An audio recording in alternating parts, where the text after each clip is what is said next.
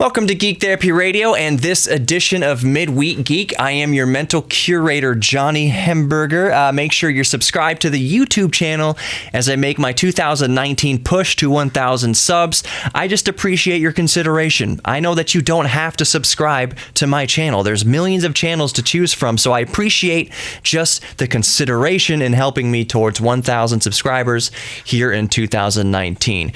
Coming up here in a moment, I had the supreme privilege again to talk to James Rolfe of Cinemassacre. You may better know him as the angry video game nerd on YouTube, but either way, however you know him, he's a major film buff. He loves talking about movies. So we got to talking about Disney specifically and all their rehashings and remakings of classic movies, making them CGI or live action, with Aladdin and Lion King and Dumbo. So we have a discussion about that. Has Disney run out of ideas? Who knows? So we reminisce about some old movies, reminisce about Dumb and Dumber and some comedies. Either way, it's a really fun conversation. So I recorded it at my apartment. Let's get into that conversation now. Yeah. This is Geek Therapy Radio. What are we waiting for? And now your mental curator, Johnny Hemberger. As promised, I have James Rolfe on the show. I guess this is the second time being on, and it was maybe a little less than a year ago. So technically, I think, James, that makes you friend of the show. Yeah, I think it was the summer, if I remember correctly. Was it the summer? Because I think it was the spring. If we're getting technical about it, I think it was the spring. We have to be technical here on Geek Therapy Radio. I'm just kidding. For those of you who don't remember, James, are you basically the head honcho? Did you start Cinemassacre, or was that you and a buddy? Yeah, well, the name Cinemassacre was me, and it's just like a one-man film crew, and there isn't really, like, the name Cinemassacre is pretty much synonymous with me as far as that goes, but I work with a lot of people with it, so it all kind of just like crosses over. Yeah. I'm like, a lot of the people who I work with right now work under a company called Screenwave. Mm-hmm. So that's like its own company. Like, they're employees of Screenwave, but I don't have any employees. And then Mike is sort of independent. He's kind of just like, helps us out, and it all overlaps. But there isn't really, it's not really like structured. Like, there's not really like a business structure in that sort of way. Yeah. It's like it's a creative collaboration basically with a lot of different people. Yeah. So it could be, it's hard. Like you said, you were doing it a one man show for a while, and it's getting difficult. And I'm realizing that with my radio show now as it grows, and I'm not only managing the business side of it, but also I'm producing the show side of it. I'm doing everything, all the editing, and even the YouTube channel, which I'm trying to grow this year past 1,000 subs. Like, I'm doing all of it. So I'm thinking, man, I can't wait for the time when I can actually afford to help somebody. But I'm like, but I'm kind of holding off on that because, man, if I hire somebody, then that's going to complicate the business side of it. We're going to have to negotiate all sorts of stuff. So I'm trying to do it by myself as long as humanly possible. Yeah, it helps to keep things as small as possible. Yeah. I've seen things get big where they get out of hand. It's just like there's too many wheels moving. It's just too many, Right. I mean, mainly on my feature film, there's just like a lot of people, like huge crew, a great crew, but like, there's a huge crew, but there's like a lot of different, like just parts moving that sometimes would get out of hand, and like you wouldn't be able to, like, communication's difficult, possibly. Yeah, the communication can be tough to get everybody on the same page with something when you have that many people. Yeah. So before we get on to the topic du jour, I'm stuck on that du jour phrase. I keep saying that a lot in the recent shows. Let's get on to the topic du jour. Oh, yeah, the day, yeah. What's the...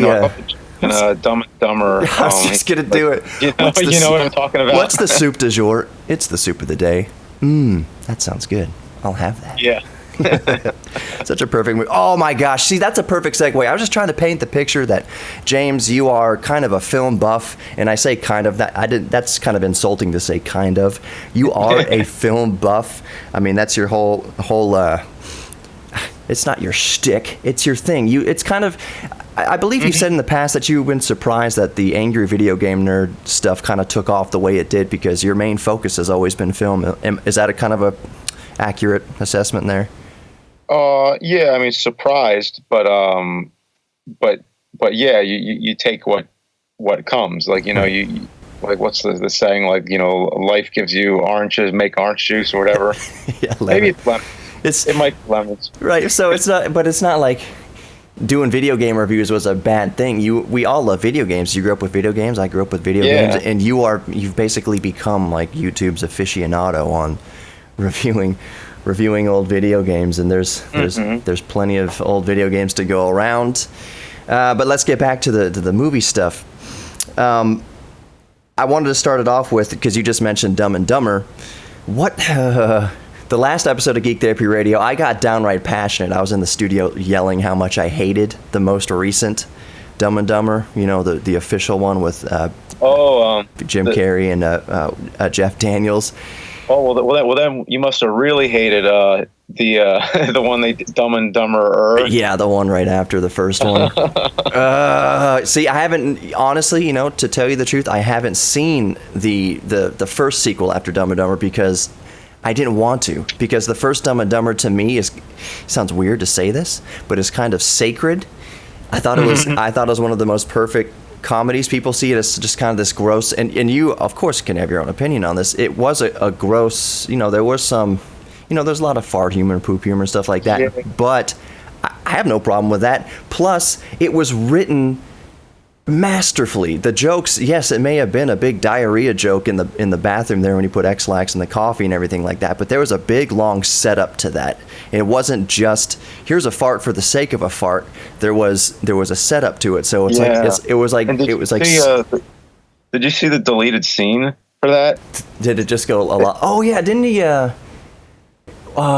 I did. I forget exactly what all went into it, but it was going to be an R-rated movie. It got pretty raunchy. Yeah. But yeah, I forget the specific. But he basically his solution, because if anybody listened to the toilet, doesn't understand. The toilet gets clogged or whatever, and he already did his stuff, and it was number 2, and his solution in the deleted scene. I can't believe they cut this. He unbolted the toilet from the floor, carried it to a window to dump it out, and they actually used the audio though when he's talking to Swanson, or what's the woman's name? Yeah, Mary Swanson. Yeah. Yeah, Mary Swanson. She comes to the door and she's like, "Oh, I gotta go," and then she's knocking on the door, and you hear him on the other side of the door. But that audio they used is from when he was dumping the crap out at the window. And it's a great story he tells on the in the bonus feature somewhere. He says that first of all he went into this role kind of timid about it, not sure is this going to be funny? Yeah, Jeff Daniels. Yeah, Jeff Daniels. And then he says he was at this award ceremony or something, and he met Clint Eastwood, and Clint Eastwood said that was the funniest thing he ever saw, and because it actually happened to him. He's like, Clint Eastwood's telling me the story where he was on this date with this girl, and then he had to get to a bathroom immediately. Just imagine Clint Eastwood telling that story. It's just amazing. Oh my gosh! I'm literally wiping my eyes. I friggin' love Dumb and Dumber, and it's so funny. Even the second one that was really terrible had a really funny scene with Bob Saget. Oh yeah. Which you could find on YouTube, but it's the Dumb and Dumber one, the one that didn't have Jim Carrey and Jeff Daniels, but there's this one scene with Bob Saget. I won't even explain it because I can't do it justice, but it's just so funny. Okay. I'm sure if you just look up Bob Saget scene Dumb and Dumber, it'll probably come up. Yeah. Yeah. And then the official second one, I thought it was okay. It's a hard act to follow. Make it as funny as the original. Right. The sequel, the second in the series, not the third one that goes back to Jim Carrey. You're talking about the second one right after the first Dumb and Dumber? No, now I mean the recent one. You found a silver lining to it all. I found maybe, you know what? Mm-hmm. I don't want to. I hated it so much. I don't want to go back and see it. But I think maybe there's at least maybe just one or maybe two times where I just grinned. But like you said, it was a very, very tough act to follow. And it was just, I don't want to use the word desperate. That's kind of desperate and contrived to me. Everyone's entitled to their opinion. But again, that's just because I hold the original Dumb and Dumber. That was like a childhood making movie. So I was so afraid of the most recent Dumb and Dumber not doing it justice, and I personally don't feel that it really did. Maybe there's one or two moments in it that I kind of chuckled at it. But what are the redeeming qualities in your opinion of the official second one? Of the official second one, what are some things that you liked about it? Individual scenes. I mean, it was really funny, the opening, I think, where he played that joke on him for so long. Oh yeah. That was pretty funny. What I didn't like though was all the twists at the end. Like it got a little bit too tied up in itself. Yeah, a little too much like a caper or something. Yeah, there was some good stuff, but it wasn't. It was just a tough thing to follow. I was kind of just glad to see the characters again. Yeah. Because I just missed those guys. It was just cool to, see them in. Because, of course, Jim Carrey did a whole bunch of stuff, but Jeff Daniels went on to do a whole lot of serious stuff. He was just coming off of, I'm just blanking out on the show. What's that news? The Newsroom, which was an amazing show. So it was very. I think that was part of it in my mind too. I was like, now I know Jeff Daniels mainly from serious roles, but when I first saw the first Dumb and Dumber, that's all I knew was him in a silly role. The same thing for Jim Carrey though. Yeah. He was the head of NASA in The Martian. And I was just thinking like, wow, he went from Dumb and Dumber to being the head of NASA. Well, they saw his resume fixing that toilet, so like, all right, you can head up NASA. I think my favorite scene, I mean, we could go on forever talking about our favorite Dumb and Dumber moments. Yeah. But snowball fight, it just kills me. Because he takes it so serious. He just throws that snowball in his face, and then you see that smile just fade. Yes. And he starts like bashing her head in the snow, and then he's like, well, come on. Like her nose is bleeding. Come on. Wait, was it? Yeah, she kind of like, remember he was smashing her head in the snow and rubbing it all around, and then she gets up and she kind of has like a little bloody nose. She kind of like, touches a little bit. That again. Wow. It's not super gory, but her face is all, her cheeks are all red from being in the snow, and then her nose has like a little bit, just a tiny little drop of blood on it, like he's ready to go, and then she starts laughing. That's one of the most brilliant scenes, I think, because it would, obviously he got so serious and they're in a fight, and it's like, oh crap, he snapped, he's gonna kill her or something like that, and then she laughs. As strangely as it was for him to get so serious, after it's so serious, she starts laughing. So it's very silly, and I love that kind of absurd type of humor. So that it goes a long way with me. I like that scene a lot. Yeah. All right. That's good memories, that movie. Yeah, and like I said, we could talk about. I've been into that movie not thinking, like, as a kid, I was like 14, and I mean, I was the prime age probably for it, but going into it, I think I was kind of like expecting like, oh, this is going to be stupid. It's in the title, Dumb and Dumber, but I'm like just thinking like, oh, this movie's going to be really bad. And then going in with my arms folded, just like, okay, let's see what this is all about. Yeah. And just like losing myself, just laughing hysterically the whole time. And being pleasantly surprised. James, I promised I had you on here. We can talk about Dumb and Dumber forever until we're dead.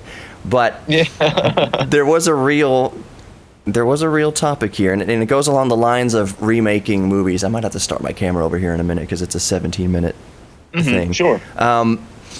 But movie remakes, and specifically, I'm going to use Dumbo for an example here. It's nothing new to do remakes. It seems like they are just really. It's kind of cliche to say that it seems like Hollywood has lost ideas or has run out of ideas, so they're just rehashing all this old stuff. So I'm going to use Dumbo. Sorry, it's so similar as an example. Oh, that could be the topic. It could be Dumb and Dumber and Dumbo. There it is, the title for the show.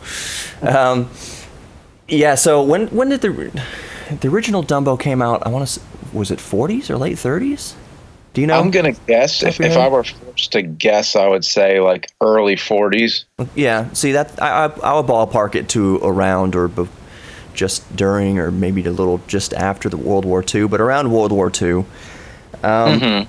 So here's my theory. You know, they're making a new CGI Dumbo. I'm not sure when it's coming out. I just heard that they're doing it to a lot of them this year. It's weird. Yes. Like they have Aladdin, Lion. Aladdin. There's Aladdin. Little There's Mermaid. Lion King.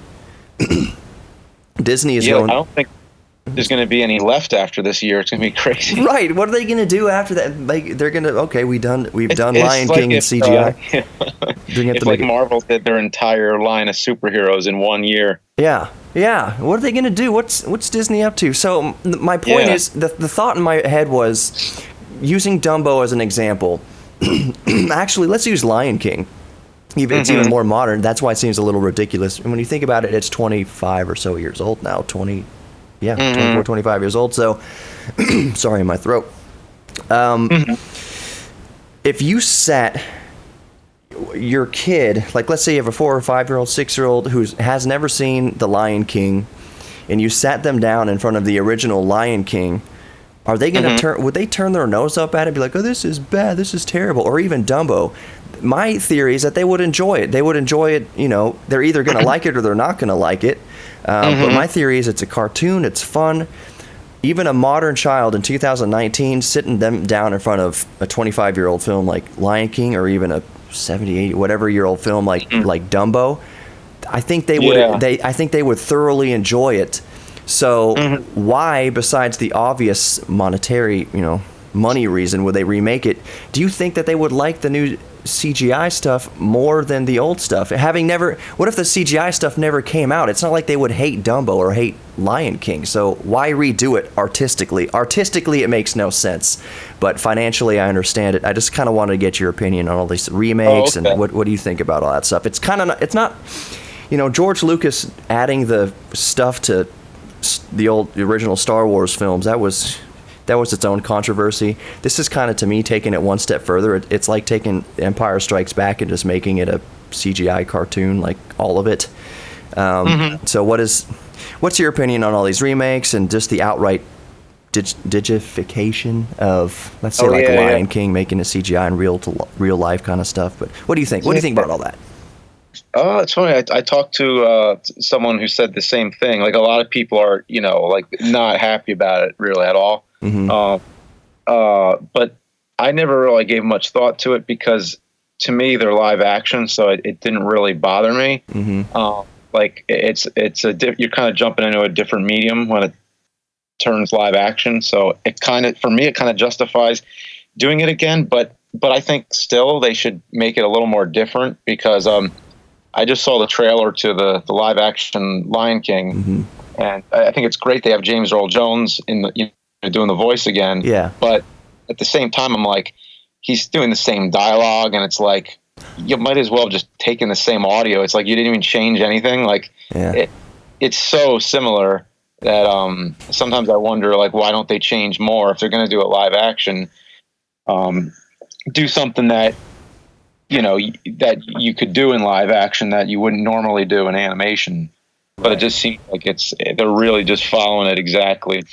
Well, except for the Little Mermaid, I don't know what's up with that actually, because I looked at that one and it seems like it's a different movie. So I might actually be. I didn't even know that they were doing a Little Mermaid. This is news to me. Yeah, it's crazy. And I almost can't even keep up. But I showed my daughter, who's 5. Okay. Going to be 6 this year. It's like the prime age for all this stuff. Yeah, she is. So she's seen she hasn't even seen them all yet, but she's seen Aladdin. She's seen Beauty and the Beast. She's seen The Jungle Book. I think I tried showing her Sword in the Stone. I'll have to show her that one again. Yeah. And she didn't pay attention. I'm talking about the originals, by the way. Yeah. She has seen the new Beauty and the Beast. Well, she fell asleep. Well, she saw half of it. She fell asleep in the theater on that one. But so there you go. Right. But a kid's patience is different, than an adult. Because honestly, at 5, I can't remember how much I really paid attention to movies, because your mind kind of goes from one thing to the next. Like, yeah, especially if you're at home and then it's like, okay, you have these toys to play with, and then you kind of just go from one, like, you're not always looking at the TV. Right. As you thought. Yeah. So a lot of times it's very difficult to get a child to sit through an entire movie without being distracted. Right. Because they're kids. Yeah. But they like shows more. It's more about like TV shows, like these fast-paced, Paw Patrol and all that stuff. Yeah. She's seen that for sure. Paw Patrol, Puppy Dog Pals, and she loves the new Muppet Babies. She's like obsessed with the new Muppet Babies. Okay. And I was showing her the old ones, and we got pretty far into it. Like I would say like 3/4 of the way through the whole series, but over a long course of time. But the thing is, they're all like, bootlegs, because there's no other way they've never been officially released. Right.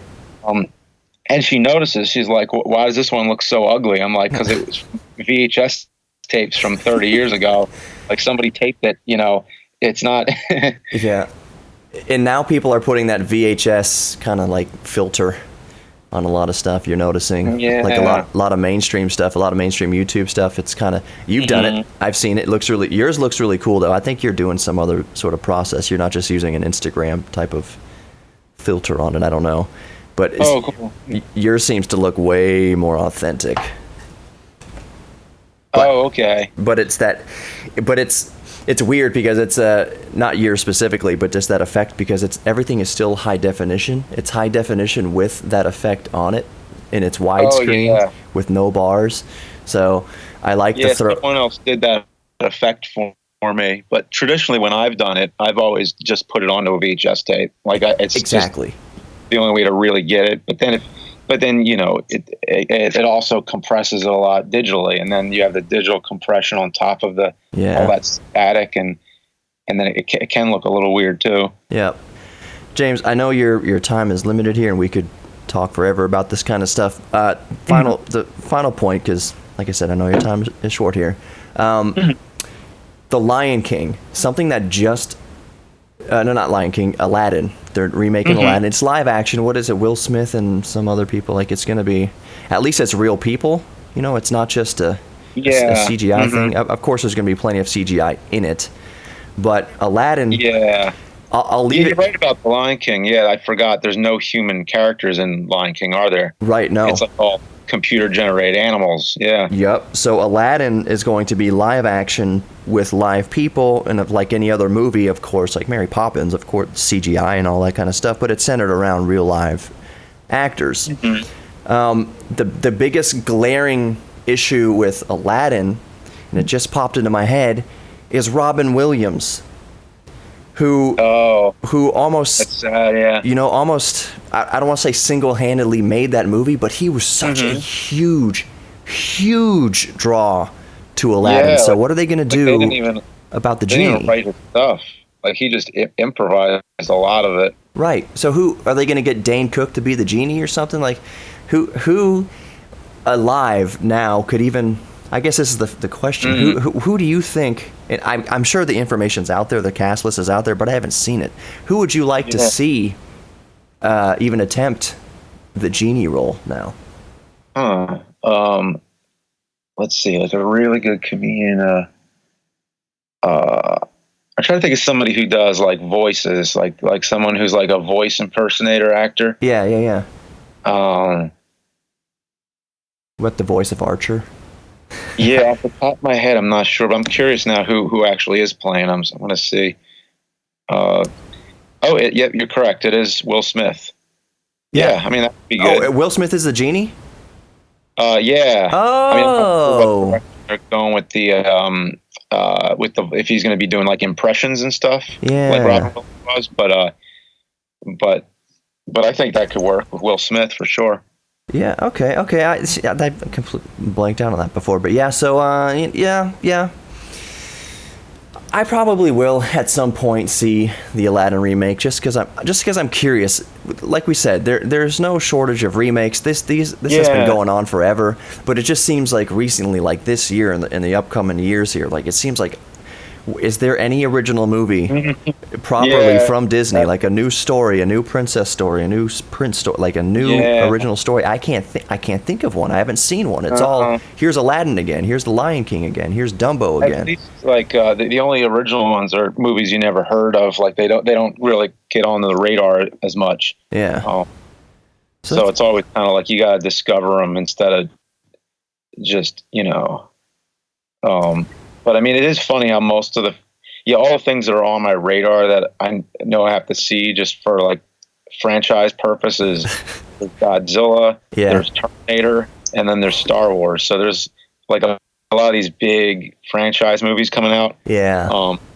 So that always kind of takes up my time. It's like, oh, well, if I go see those, then it's like I kind of miss out on what might actually be original and might really be good. Mm-hmm. So, but I do usually try to like dig in and catch up later. Right. Yeah, we can do the best we can with movies. I'd like to see more movies, but it's just about time. Got all these other things going on, and it really takes. We'll wrap it up here. It really takes somebody else. Like it takes my fiance. We're getting married in March, by the way. So, oh, cool! Congratulations. Thank you very much. It really takes her like. I really want to see this movie because I don't see a ton of movies. It has to be someone else like really wanting to see it. Although there's some movies that I see a preview for, I'm like, I gotta see that one. Like I maybe see one or two movies in the theater per year. So it's rare that a movie comes along that I gotta say I gotta see that one. I don't gotta see Lion King. I don't gotta see Aladdin.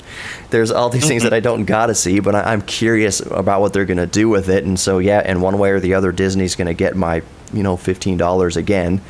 Which is poignantly their entire goal with this. So James, unless there's anything else you want to bring up, like I said, I know your time is short. I'd just really like to thank you for coming on Geek Therapy Radio again. Oh, sure. Yeah, thanks a lot. Cool. Yeah, but no, that sums it up. I think Aladdin looks like the most interesting of all of them, but the originals are always going to hold up, especially because they're all animated. They all do have some degree of computer animation. Like even Beauty and the Beast has that ballroom scene. But it's in Lion King, the stampede scene. At least. Yeah, and Aladdin has that magic carpet like tunnel scene. Yeah, which look really cool. Still looks cool. Yeah, but since those ones were mostly traditional animation, I think they're going to hold up. So I don't think these really. It just seems to me just like another take on it. Right. So, as long as they show the originals, which, well, I guess they aren't really, because the only way to get them, Disney does make it kind of tough to find. They open their vault. From the Disney vault for limited time. Aladdin. Yeah, like as far as I know, like you pretty much have to buy them on. I think I'm not sure. But I've always had to buy them on physical media because I can't really find them streaming anywhere. The very fact that we're unsure, means that they make it difficult. Don't you think the original Beauty and the Beast, shouldn't it be? The original Disney Beauty and the Beast, not the original, but right. The story altered Beauty and the Beast, where happily ever after. And Hunchback of Notre Dame ends horribly originally as well, but Disney, that's no one wants. Children can't see the original Hunchback or the original story of. That is true. They do take a lot of dark material and make it happier. That is true. And make it G-rated. And I'm sorry, man. Real quick, just something funny.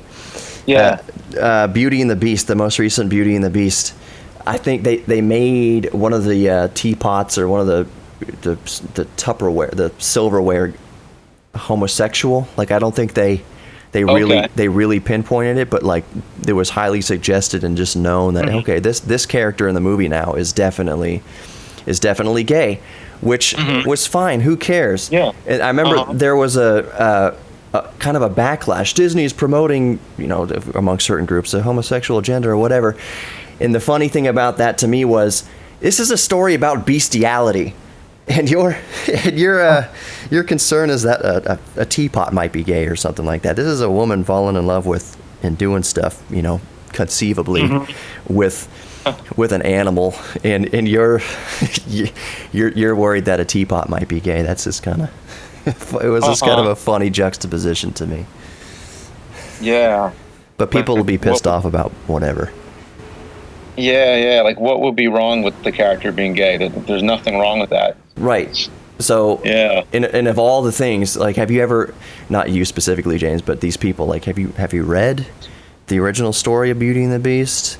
Because have I read it? No. Like the 1600s or so. I wasn't asking if you specifically, but the people raising such a stink about it, about a teacup being gay or whatever. I was like, did you ever read the original story? Because if that's your if that's your hang up, and you weren't hung up on all the other horrible stuff, it's like all the violence. You can show people being mutilated and maimed and da-da-da-da, but you can't show a dog dying, basically. Like, people will be in an uproar if you depict, even fictionally, an animal being harmed. Yeah, which does happen, though. Like, it does. Like, watching a lot of horror films that like will either like show a dog dying and sometimes even a baby. I mean, it's rare, but it happens.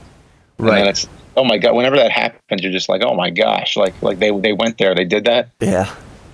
It's funny. Yeah, I mean, it's all make believe anyway, but right. But still, it does sometimes feel like, oh, come on, it's too easy to do that, like, and shock people, like, yeah. Just, and then I wonder if the dogs are watching movies saying, oh, come on, don't kill the person, don't kill the person. They feed me. Oh yeah. My goodness, I love my owner. That's funny. Yeah. That's silly. Then there definitely are movies just for dogs and pets that you can put on your iPad and your Netflix and stuff like that.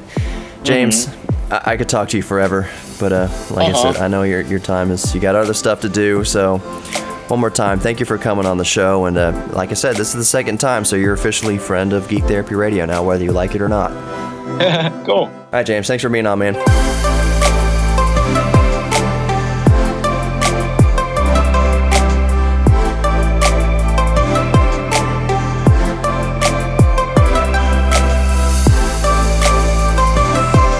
Audi Central Houston and AudiCentralHouston.com. That's where you can start your search for an Audi, like I say, in every budget, from a used A3 to a new R8. They've got you covered at Audi Central Houston and AudiCentralHouston.com. When you go to Audi Central Houston, tell them Geek Therapy Radio sent you.